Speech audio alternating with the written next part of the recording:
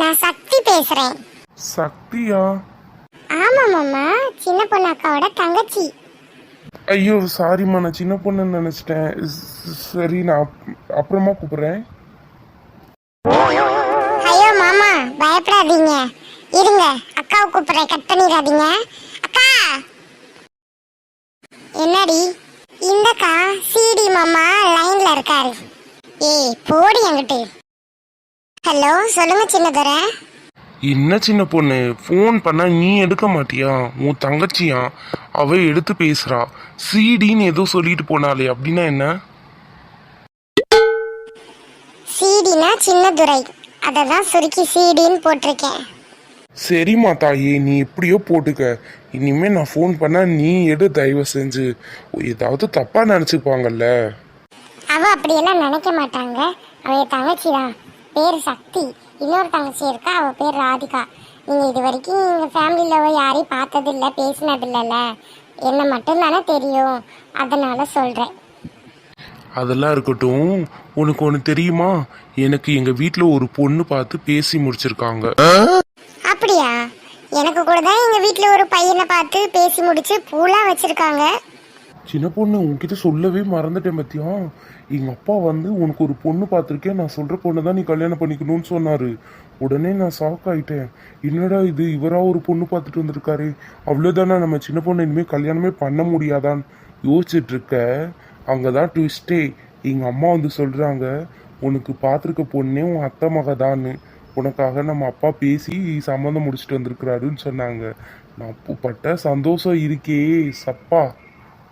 எனக்கு கூட தாங்க வந்திருக்கிறது நம்மளோட அத்தை மாமான்னு எனக்கு தெரியவே தெரியாது. எங்க அம்மா சொல்றப்போ நான் எங்க அம்மா கூட திட்டினேன், ஏம்மா என்னை கேட்காம மாப்பிள்ளை பார்க்க வர வச்சிருக்கீங்கன்னு. அப்புறம் சொன்னாங்க, வந்தது உன்னோட தாய் மாமா தான்னு. ஏன்னா நான் மாமா சின்ன வயசுல பார்த்தது, அதுக்கப்புறம் பார்த்ததே கிடையாதுல்ல. ஆனா அதுக்கப்புறம் பட்ட சந்தோஷத்துக்கு அளவே இல்லைங்க. அம்மா அது வந்து அது போன்ல யாருமா? அம்மா அது அது வந்து அது சின்னதோரதாம்மா. தம்பியா? குடுமா, நான் பேசுறேன். ஹலோ தம்பி, நான் உன் அத்தை சீதா பேசுறேன்ப்பா. அத்தை, எப்படி இருக்கீங்க? நான் நல்லா இருக்கேன்ப்பா. சின்ன வயசுல பார்த்தது இப்பதே உன் குரல்ல கூட கேக்குறேன். அத்தை நல்லா இருக்கியாப்பா? நல்லா இருக்கோம் அத்தை. சரிப்பா தம்பி, அப்பாவும் அம்மாவும் சின்ன பொண்ணு கேட்டு வந்தாங்க. அது உனக்கு தெரியுமா தெரியாதான்னு தெரியல. சரி, இப்போ வரைக்கும் தெரிஞ்சிருக்காம இருக்காது, தெரிஞ்சிருக்கும். என் பொண்ணை கல்யாணம் பண்ணிக்க உனக்கு சம்மதமாப்பா? வீட்டிலலாம் உன்னை ஒன்றும் கட்டாயப்படுத்தலைல? அப்படியெல்லாம் என்னை யாரும் கட்டாயப்படுத்தல. சின்ன பொண்ணை கல்யாணம் பண்ணிக்க நான் மனசார சம்மதம் சொன்னேன்ட்ட. சரிப்பா, ரொம்ப சந்தோஷம். இவன் என்ன சாப்பிடல, சாப்பிட்டுட்டு அப்புறமா பேச சொல்லட்டுமா? சரிங்க அத்தை. சின்ன பொண்ணு வா சாப்பிட. நீ போமா, நான் வாரேன். ஏ வாடி, உனக்கு மட்டும் என்ன தனியாவா வைக்க முடியும்? போய் சாப்பிட்டு வந்துட்டு அப்புறம் வேணா பேசு.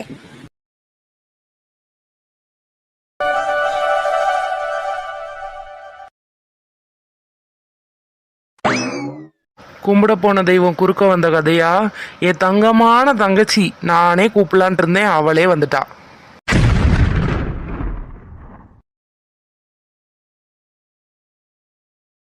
என்ன ரொம்ப சாக்காகுற? நம்ப முடியலையோ? உன் அண்ணன் தான் பேசுறது.